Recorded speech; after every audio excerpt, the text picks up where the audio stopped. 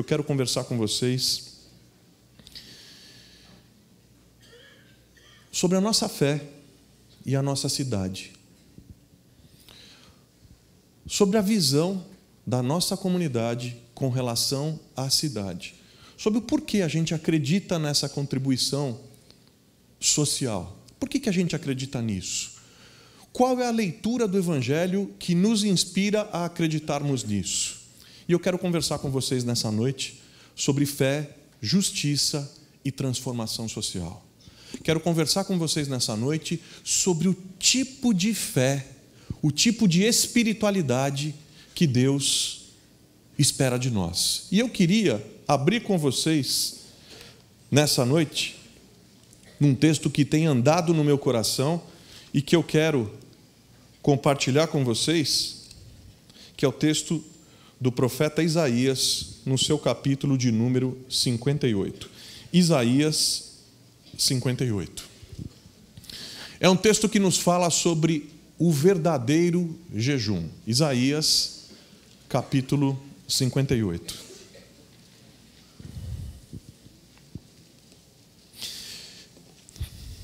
Eu leio com vocês na Nova Versão Internacional. Grite alto, não se contenha. Levante a voz como trombeta, anuncie ao meu povo a rebelião dele e à comunidade de Jacó os seus pecados. Pois dia a dia me procuram, parecem desejosos de conhecer os meus caminhos, como se fossem uma nação que faz o que é direito e que não abandonou os mandamentos do seu Deus. Pedem-me decisões justas e parecem desejosos de que Deus se aproxime deles. Por que jejuamos, dizem, e não o viste? Por que nos humilhamos e não reparaste? Contudo, no dia do seu jejum, vocês fazem o que é do agrado de vocês e exploram seus empregados. Seu jejum termina em discussão e rixa e em brigas de socos brutais. Vocês não podem jejuar como fazem hoje e esperar que a sua voz seja ouvida no alto. Será esse o jejum que escolhi? Que apenas um dia o homem se humilhe, incline a sua cabeça como junco e se deite sobre pano de saco e cinzas? É isso que vocês chamam jejum, um dia aceitável ao Senhor? O jejum que desejo não é esse? Soltar as correntes da injustiça, desatar as cordas do jugo, pôr em liberdade os oprimidos e romper todo jugo? Não é partilhar sua comida com o faminto, abrigar o pobre desamparado, vestir o nu que você encontrou e não recusar ajuda ao próximo? Aí sim sua luz irromperá como alvorada, e prontamente surgirá a sua cura, e sua retidão irá diante de você, e a glória do Senhor estará na sua retaguarda. Aí sim você clamará ao Senhor e Ele responderá. Você gritará por socorro e Ele dirá: aqui estou. Se você eliminar do seu meio o jugo opressor, o dedo acusador e a falsidade do falar, se com renúncia própria você beneficiar os famintos e satisfizer o anseio dos aflitos, então sua luz despontará nas trevas e sua noite será como o meio-dia. Vamos parar por aqui. Queridos, queria convidar vocês a uma reflexão diferente nessa noite. Eu tenho um chamado de Deus, e o chamado que eu sinto da parte de Deus, minha vocação é um pouco distinta. Sou da equipe pastoral dessa comunidade. Ao longo de mais de 25 anos, contribuí como um pastor na área social, utilizando as ferramentas da minha profissão, da medicina, a serviço do reino, a serviço das pessoas, a serviço da transformação da minha cidade e de abençoar a minha comunidade. E eu sinto um chamado como um chamado que foi bem descrito por John Wesley. John Wesley dizia, o grande reformador, o grande avivalista inglês, fundador do movimento metodista, ele dizia o seguinte: minha cidade é minha paróquia. Minha cidade é minha paróquia. É nessa perspectiva que eu quero conversar com vocês aqui nessa noite. Essa cidade é a nossa paróquia. Esse país é a nossa paróquia. E Deus espera de nós, seu povo, um compromisso com o anúncio da mensagem do Evangelho, mas também espera de nós um compromisso de vivência da mensagem do Evangelho. Evangelho não é só discurso. Evangelho é expressão de vida. E como essa vida de fato se manifesta? Como ela se expressa de forma concreta, simples e natural? Como? Esse texto me caiu no coração há algum tempo atrás, porque esse texto fala do verdadeiro jejum. E é um texto profético forte. É um texto profético duro. Onde Deus diz claramente para o seu povo o tipo de jejum que Ele espera deles. E quando Ele fala de tipo de jejum, é o tipo de experiência de fé que Ele espera deles. É o tipo de prática de fé que Ele espera deles. É isso que isso está descrito aqui, nesse texto do capítulo 58. E a primeira coisa que eu quero extrair com vocês aqui nessa noite, sobre o que esse texto pode nos ensinar, o que esse texto pode nos ensinar, hoje no contexto do século 21, no ano de 2017, em São Paulo, aqui na zona leste de São Paulo. O que é que esse texto pode nos trazer como lição? O que Deus pode falar conosco? A primeira coisa que eu vejo Deus nos falando, através do seu texto, através do seu profeta aqui nessa noite, é que justiça tem importância crucial na nossa fé. Compromisso com a justiça é tema fundamental da nossa fé. Justiça é muito mais importante na nossa prática de fé do que o que a gente está acostumado a pregar, a pensar ou a ouvir. Justiça é tema crucial para o Senhor. Por que eu estou dizendo isso? A gente vai olhando, o versículo 2 começa com o profeta descrevendo o povo de Deus. E ele vai falando: pois dia a dia me procuram, parecem desejosos de conhecer os meus caminhos, como se fossem uma nação que faz o que é direito e que não abandonou os mandamentos do seu Deus. Eles me procuram dia a dia. Eles estão jejuando. Eles vão ao templo. Eles ofertam. Eles têm os seus grupos, têm suas células. Eles procuram viver de uma forma correta, que é o que está dizendo. Pedem-me decisões justas.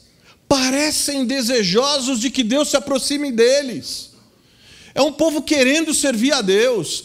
É um povo zeloso.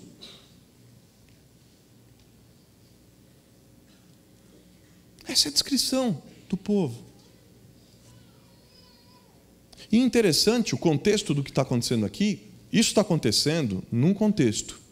O contexto é a festa do Yom Kippur, que é uma festa judaica que era uma tradição religiosa do povo, onde uma vez por ano eles se reuniam, eles paravam tudo o que eles estavam fazendo, eles se reuniam uma vez por ano para jejuar, orar e se arrepender dos seus pecados. É nesse contexto que está acontecendo aqui. E o profeta está descrevendo como é o povo. Assim é o povo. E aí, no versículo 3, acontece uma coisa interessante. Porque no meio dessa festa, no meio desse compromisso religioso, no meio dessa conferência, ou no meio dessa marcha, dessa grande marcha, ou no meio desse grande evento, o povo está lá orando, o povo está lá jejuando, o povo está lá cumprindo à risca os ritos religiosos. Grande parte deles, inclusive mecanicamente, cantando e repetindo coisas que nem sabe por que estão fazendo, mas estão lá, afinal de contas, é feriado nacional, tem que fazer. E alguém diz: espera aí, ô Deus, versículo 3, por que a gente jejua e o Senhor não olha para a gente? Ô Deus, espera aí, a gente está todo mundo aqui te adorando, a gente está todo mundo aqui reunido em torno do Senhor, A gente está aqui se esforçando pra caramba para fazer as coisas da melhor forma, da forma correta, do jeito certo. Ô Deus, o senhor não está prestando atenção, não? Nós somos bons religiosos. Por que a gente jejua e o senhor não presta atenção? Por que a gente ora e o senhor não responde? O senhor parece que não se dá nem ao trabalho de ouvir as nossas orações. O que é isso, Deus? O que está acontecendo? E aí, queridos, de uma forma surpreendente, Deus olha para o seu povo, e fala assim: mas no dia do jejum de vocês, vocês fazem o que é do agrado de vocês e exploram seus empregados. Oi? Peraí, Deus, como assim? A gente está aqui falando de jejum, de oração, e o senhor vem falar de direito trabalhista.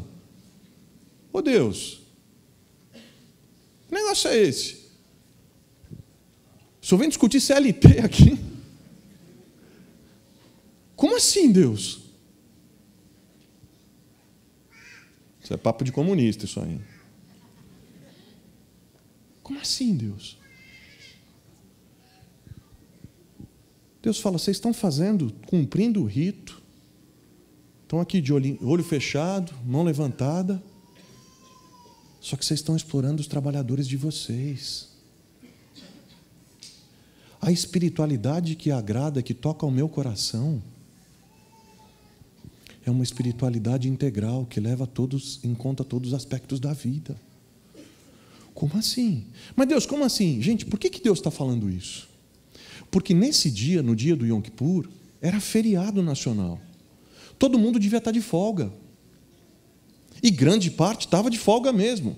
E essa parte que estava no templo estava lá, louvando, adorando, mas uma grande parcela estava trabalhando. Por quê? Porque o lucro não pode parar. Porque os caras não queriam abrir mão de nada. Eu vou. Mas e eu? Não, você fica aí trabalhando. Não pode parar. Como que negócio é esse? Vai perder um dia de trabalho? Que negócio que é esse? Deus fala: vocês jejuam desse jeito. Vocês têm uma fé que é desse jeito. Uma fé contraditória. O jejum de vocês termina com soco, briga. Vocês se ofendem. Vocês não dialogam. Vocês não conversam. Vocês se humilham. Não tenho nada a ver com isso. Quem é que disse para vocês que foi esse o jejum que eu pedi? É o que está escrito aqui. Versículo 5. Será esse o jejum que eu escolhi, que apenas um dia o homem se humilhe, incline a cabeça como junco e se deite sobre pano de saco e cinzas? É isso que vocês chamam de jejum, dia aceitável do Senhor? É isso. Quem falou para vocês que eu pedi isso? O jejum que desejo não é esse? Soltar as correntes da injustiça, desatar as cordas do jugo, pôr em liberdade os oprimidos e romper todo jugo? Não é partilhar sua comida com o faminto? Abrigar o pobre desamparado, vestir o nu que você encontrou e não recusar ajuda ao próximo? Gente, eles tomam um susto. Porque eles achavam que eles estavam fazendo tudo certo. Mas, de repente, Deus vem para eles e fala: olha, não é nada disso. Não é nada disso. E o que é que está por trás dessa afirmação profética de Isaías? O que é que Deus está querendo dizer? Deus está dizendo o seguinte: para o seu povo, se vocês acham que tem um relacionamento comigo, mas vocês não se relacionam com o pobre, com a viúva, com o órfão, com o estrangeiro, vocês não têm relacionamento comigo. Como é que é? É isso que Deus está dizendo. Deus está dizendo: olha, se vocês acham que tem um relacionamento comigo, mas não se relacionam com as preocupações daqueles por quem se move o meu coração, vocês não têm relacionamento comigo.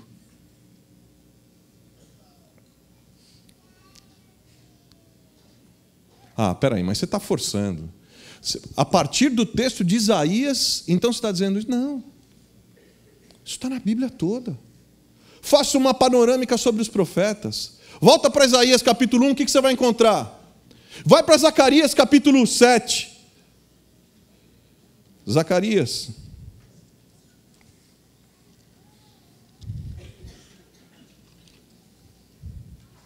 Capítulo 7.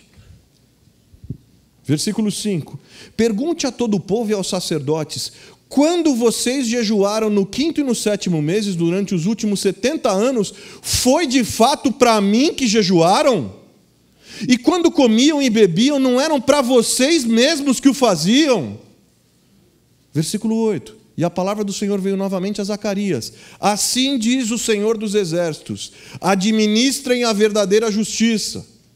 Mostrem misericórdia e compaixão uns para com os outros. Não oprimam a viúva e o órfão, nem o estrangeiro e o necessitado, nem tramem maldades uns contra os outros. Gente, existe um quarteto extremamente presente nas Escrituras e que é alvo preferencial do olhar e do amor de Deus, que é o pobre, a viúva, o órfão e o estrangeiro. Você vai percorrendo as Escrituras e você vai vendo isso, texto após texto. Mas eu não sei o que acontece, que a gente se acostumou a pular esses textos. A gente se acostumou a não falar disso. Por algum motivo a gente se acostumou a achar que ser espiritual é falar das coisas que estão lá no céu, que são impalpáveis, que são místicas. Eu não estou dizendo que uma coisa é mais importante do que a outra. Não estou entrando em escala de valores. O que eu estou dizendo é outra coisa. O que eu estou dizendo é que para Deus, essas coisas são igualmente importantes. Para Deus, o cuidado com este quarteto, pobre, o órfão, a viúva e o estrangeiro, é crucial. Justiça é tema crucial na Escritura. Justiça é tema crucial para o nosso Deus. Justiça é tema crucial para nós, cristãos de hoje.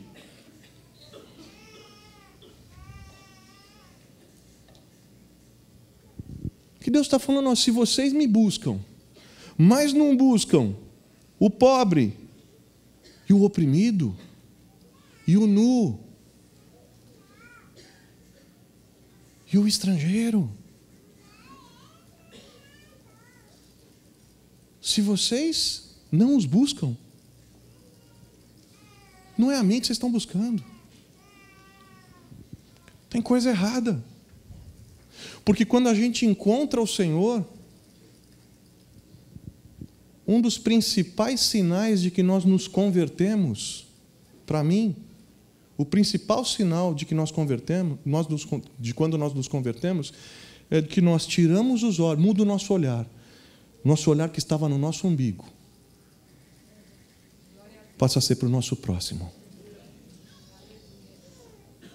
Aliás, é uma tríplice mudança. É uma tríplice mudança. Relacional, inclusive.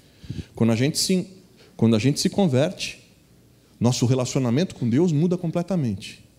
Aquele relacionamento que era de independência passa a ser um relacionamento de dependência e de reconhecimento do senhorio dele sobre a nossa vida. Do reconhecimento de que Ele é o Senhor. O relacionamento com Ele muda. Aí muda o relacionamento com o próximo. Dá até para a gente imaginar uma cruz aqui, né? A cruz. A cruz é o símbolo da conversão. A cruz aponta para o alto. Relacionamento com Deus mudou. A cruz tem 2 braços horizontais.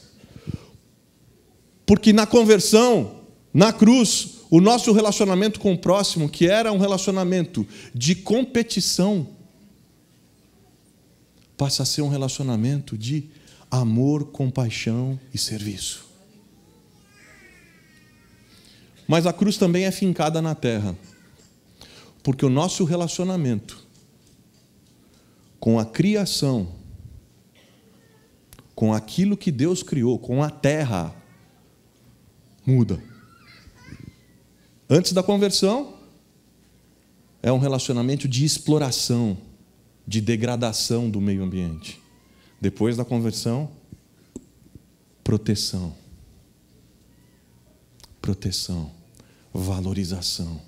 Porque a gente passa a compreender que nós somos filhos de Deus. E como diz o salmista, a terra e sua plenitude pertencem ao Senhor. Logo, ninguém melhor do que os seus filhos para cuidarem desta herança bendita que é a criação.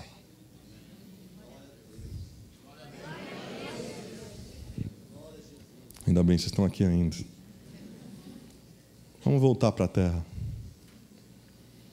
Mas por que Deus diz isso que a gente estava falando? Por que Deus está falando, olha, vocês acham que vocês têm um relacionamento comigo, mas não têm um relacionamento com os pobres? Desculpa, vocês não têm um relacionamento comigo. Por que Ele está dizendo isso?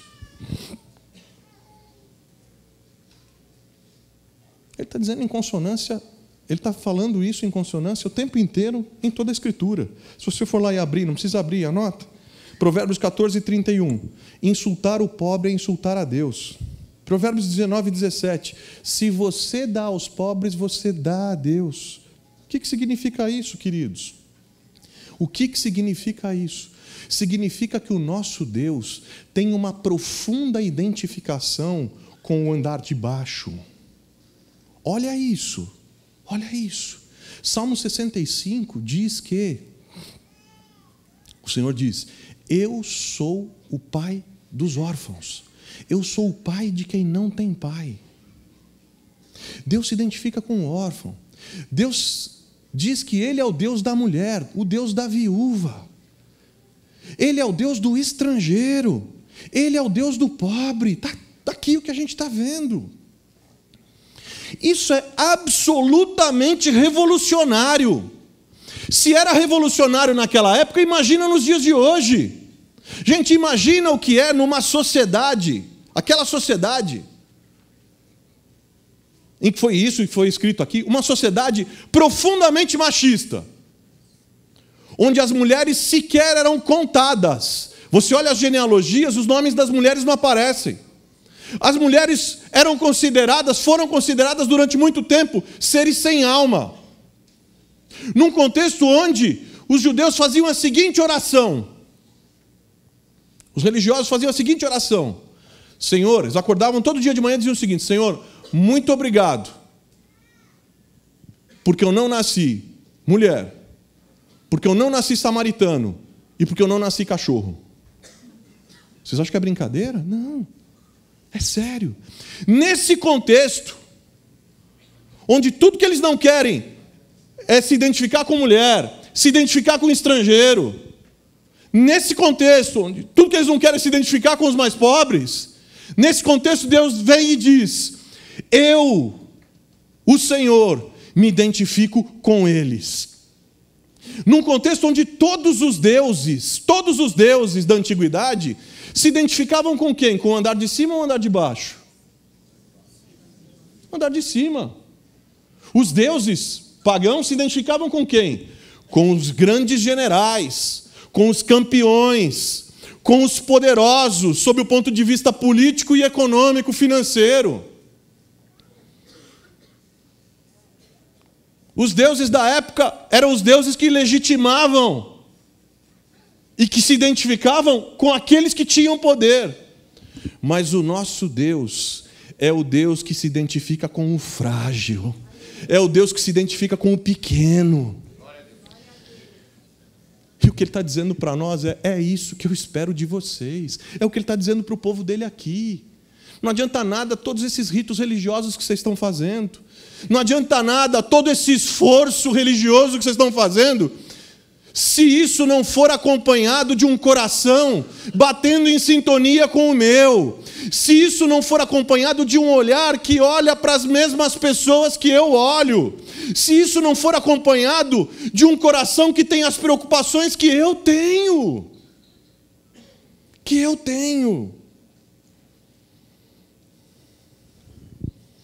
Gente, quem que era capaz de ficar com uma mulher viúva naquela sociedade machista?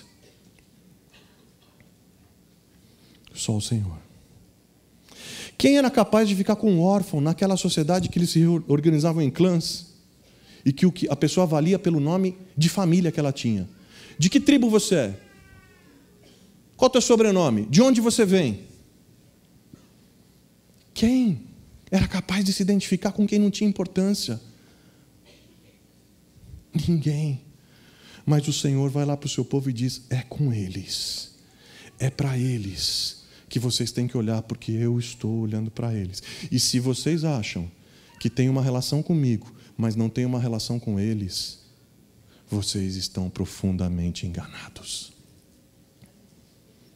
Ah, mas isso é coisa dos profetas, isso é coisa do Velho Testamento. É? É? Vamos falar de Jesus? Vamos falar de Jesus? Mateus 23. Senão alguém aí mais desavisado pode dizer: ah, mas ele está, como é a noite de falar sobre a fé e a cidade, ele está forçando a mão. Ah, é? Vamos falar de Jesus? Mateus 23, 23. Jesus olha para os fariseus religiosos da sua época e diz as mesmas coisas. Ai de vocês, mestres da lei, fariseus hipócritas. Vocês dão o dízimo da hortelã, do endro e do cominho, mas têm negligenciado os preceitos mais importantes da lei. A gente pode ler junto? Quais são os preceitos mais importantes da lei? A justiça, a misericórdia e a fidelidade. Vocês devem praticar essas coisas sem omitir aquelas. Guias cegos, vocês com mosquito engolem camelo. Ai de vocês, mestres da lei, fariseus hipócritas, vocês limpam o exterior do copo e do prato, mas por dentro estão cheios de ganância e cobiça. E por aí vai. E por aí vai. O que Jesus está dizendo? O que Jesus está dizendo? Não é o exterior, é o interior. Jesus está falando, sabe com quem? Jesus está falando com religioso. Aliás, vocês já prestaram atenção numa coisa? Jesus nos ensina uma lição muito importante, entre tantas. As únicas pessoas com quem Jesus era duro e contundente, era com quem? Era com os religiosos. Na lista top 5 de Jesus, no topo da lista de quem ele enfrentava, estavam os pecadores ou os religiosos? Os hipócritas religiosos. Agora, uma pergunta, aliás, uma provocação. Por que hoje em dia a gente inverteu a lógica? Por que hoje em dia a igreja está tão preocupada em pôr o dedo na cara de quem peca, especialmente se for pecado aparente e moral, comportamental, e está tão pouco preocupado em olhar para si mesmo, para o seu comportamento religioso, tantas vezes? Que Deus nos guarde e nos livre disso. Então a gente fica julgando os outros, pondo o dedo na cara dos outros. Mas Jesus está dizendo: vocês como mosquito engolem camelo.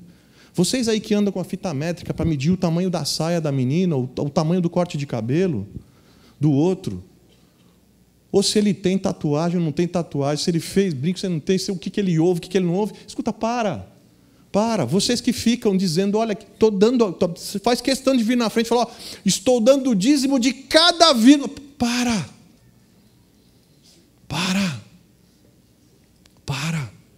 O tipo de expressão de fé que eu espero de vocês se mostra pelo compromisso de vocês com a justiça, com a misericórdia e com a fidelidade. E Jesus vai além. Mateus 25. Critério de julgamento das nações.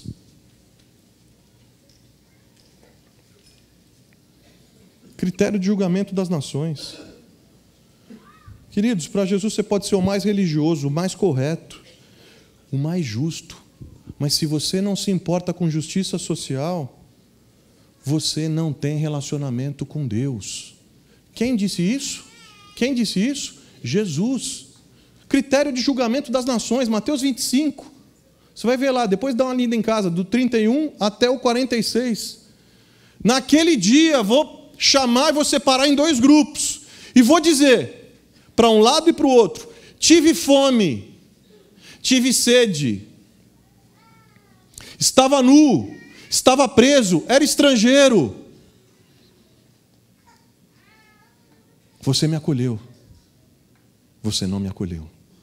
Senhor, como assim? Tive fome. Estava na rua. Estava na Cracolândia. Você me chamou de zumbi. Como se eu não existisse. Como se eu fosse menos humano. Estava nu. Estava preso. Estava no presídio Marrei, aqui em Guarulhos. Estava na Fundação Casa. E ouvi de você que bandido bom é bandido morto. Parênteses. Essa frase não é frase de discípulo de Jesus. Essa frase não é frase de discípulo de Jesus. Essa frase não é frase de discípulo de Jesus. Porque o Mestre Jesus, a quem nós servimos, o Príncipe da Paz, foi morto entre 2 ladrões. E para um deles que se arrependeu, ele disse: hoje mesmo você vai estar comigo no paraíso.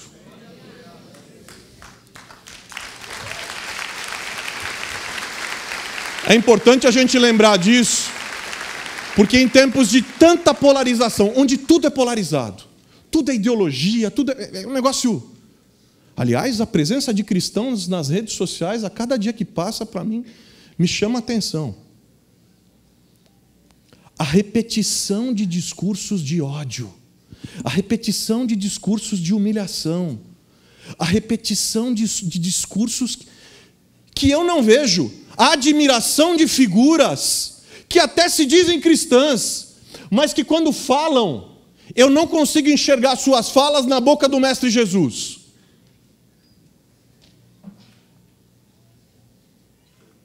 Nós somos discípulos de Jesus. E Jesus se identifica profundamente com o andar de baixo. Jesus se identifica profundamente com a mulher e com a mulher pecadora, que quando querem cumprir a lei para cima da mulher pecadora, porque aquela lei do adultério era para o homem e a mulher. Cadê o homem? Sumiu. Sobrou para ela. Vamos, lei nela. Religioso, juntou todos os religiosos. Lei nela, pedra nela. Quero ver o que esse Jesus vai fazer. Jesus, rabiscando o chão, falou: quem não tiver pecado, atire a primeira pedra. Cai uma pedra daqui, outra de lá. Aliás, me lembrei do triste episódio de 2 semanas atrás, tão aplaudido por tanta gente, de um garoto que roubou uma bicicleta quebrada, foi pego por um tatuador que tatuou na testa dele: ladrão vacilão. Quem não tiver pecados, que tatue a primeira testa. Quem não tiver pecados, que tatue a primeira testa. Isso é sério demais, gente. Deus tenha misericórdia de mim. Se fosse pegar a minha testa, ia faltar espaço. E olha que ela é grande, hein?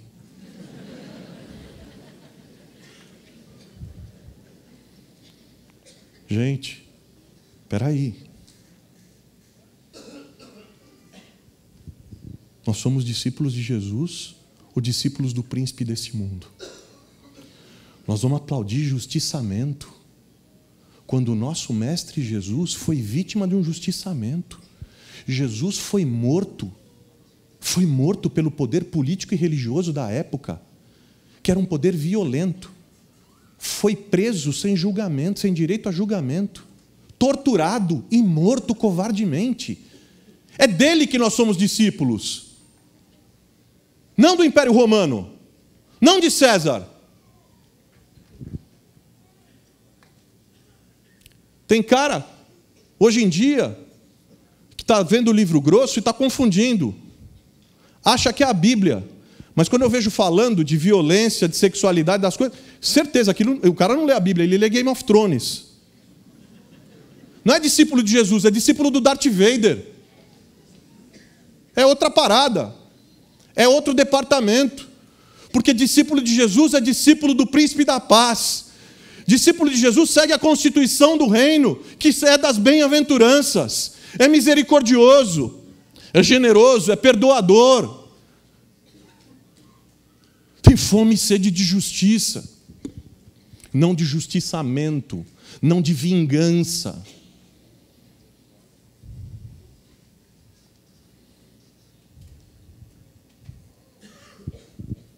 Jesus se identifica profundamente com andar de baixo, com essas pessoas, com quem está esquecido. E o que ele está dizendo é: se você se relaciona com elas, você se relaciona comigo. Se você se relaciona com as necessidades delas, você se relaciona comigo. Se o seu coração bate em sintonia com o coração delas, o seu coração está batendo em sintonia com o meu. Se você chora por elas, é porque você chora comigo. É isso que ele está dizendo. Justiça está no coração da nossa fé, queridos. A gente não pode perder isso de vista. A gente não pode perder isso de vista. E o conceito bíblico de justiça, eu nem vou entrar nisso. É muito mais amplo do que o que a gente imagina. É muito mais amplo do que o que a gente imagina. Tive fome, tive sede, era estrangeiro. Vamos contextualizar? Era boliviano, era haitiano, era sírio, era refugiado. Você não me acolheu, ou você me acolheu. Mas, Senhor, quando que eu não fiz isso? Quando você não fez a um desses pequeninos, foi para mim que você não fez. E quando você fez a um desses pequeninos, foi a mim que você fez. Mas, Senhor, o Senhor não sabe. Aqui eu ouvi a semana passada. Vou contar para vocês. Vocês devem ter ouvido também. O Senhor não sabe. Tem 1,5 milhão de refugiados sírios vindo para o Brasil em 5 navios para islamizar o Brasil. Oi? Mandaram a mensagem para mim. Quando eu recebi a mensagem, eu achei que era uma brincadeira. Mas a pessoa: não é brincadeira, presta atenção, cuidado, porque você está falando de refugiados, você tem feito um trabalho com isso, presta atenção. Eu falei: presta atenção. Eu falei: hello, presta atenção você. Como assim 1,5 milhão de pessoas em 5 navios? Faz a conta. Faz a conta. Aqueles cruzeiros, os maiores que tem, cabe 5 mil pessoas. 5, 10, 15, 25. 25 mil. Se vierem, não é assim. Mas o lance é: ninguém mais pensa, ninguém mais raciocina, ninguém mais para. É assim: vamos contra. Está tendo uma. É um plano mundial de islamização. Como assim? E vamos imaginar que fosse. E se for? E se for? Que venham para ouvir o Evangelho de Jesus. Um Evangelho libertador, transformador. Que venham. Que venham. Era estrangeiro. Essa coisa do estrangeiro é tão séria na Bíblia, é tão séria para Deus, que o único povo da antiguidade que tem na sua lei escrita, depois você olha em Levítico, capítulo de número 24, você vai ver. Deus diz para o seu povo: a mesma lei para os nascidos da terra deve ser para o estrangeiro. Porque esse é o conceito de justiça de Deus. É de igualdade. Igualdade de direito, igualdade de dignidade. E ele fala isso num contexto onde ser estrangeiro, sabe o que significava? Ser escravo.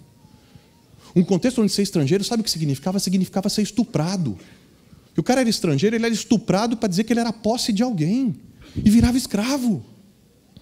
Deus disse para o seu povo, não, essa lógica é aí nesse mundo. Com vocês não. Com vocês o estrangeiro tem o mesmo direito que vocês que nasceram na terra. Queridos, eu vou fechar com vocês.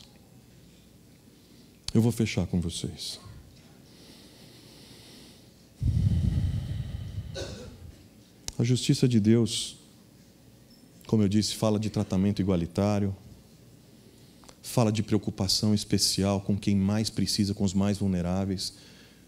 Leva o texto de Provérbios 31, capítulo 31, versículo 8, para você, para casa.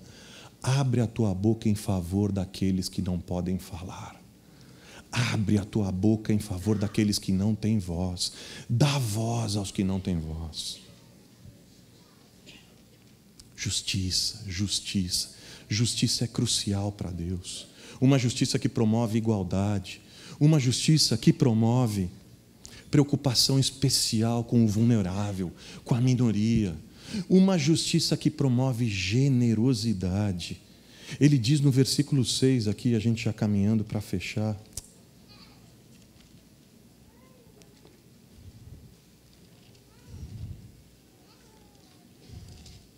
Ele diz no versículo 6, o jejum que desejo não é esse? Soltar as correntes da injustiça, desatar as cordas do jugo, pôr em liberdade os oprimidos e romper todo o jugo.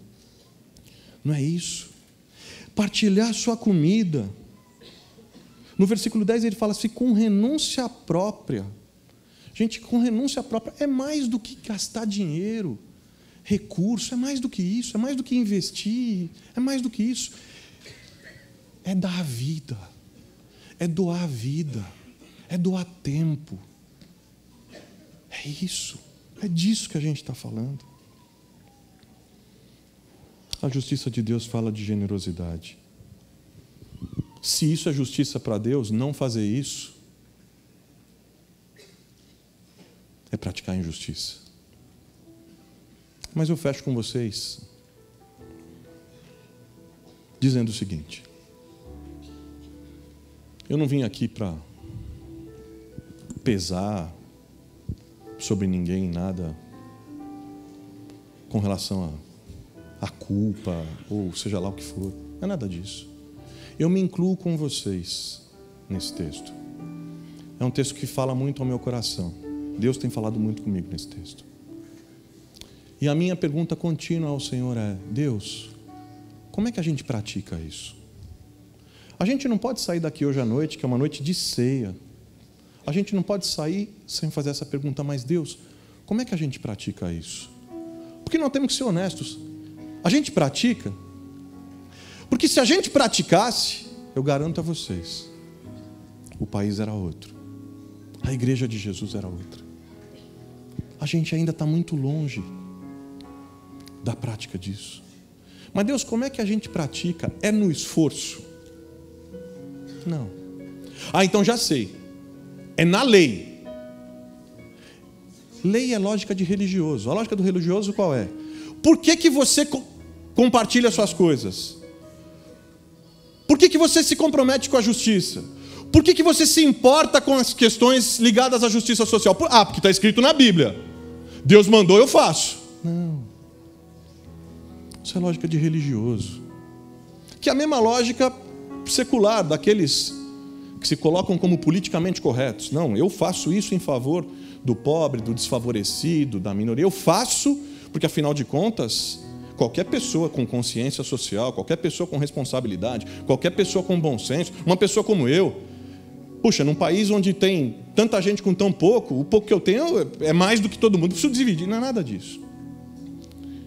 Não é por culpa, não é por mandamento religioso, não é por lei religiosa, não é nada disso. Como que é?